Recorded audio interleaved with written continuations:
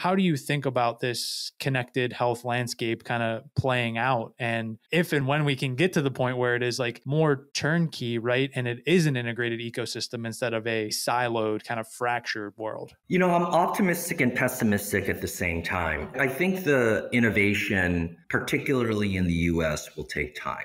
It's less about innovation, more about progress. And if you look at Amazon, Alphabet, Apple, some of their efforts to really get into and affect healthcare, they haven't been as successful. And I would argue that it is that closing the loop. It's not just a matter of getting one side of the market, i.e. people, to adopt this technology. It's also about getting the other side of the market, which are the providers and the payers, to buy in as well. And so it's all about, can you affect outcomes? Healthcare, I think it's $3 trillion economy, 18% of our GDP or 20% of our GDP every year. One could argue that it's fragmented and disjointed precisely because it's a service-based industry. But then you look at other countries where you may not have that type of, for lack of a better term, fragmentation or the problems in tying together your behavior with your outcomes and working with the providers. And so if you see companies like, we're not investors in these companies, but a One Medical or a Forward, who are trying to create a vertically integrated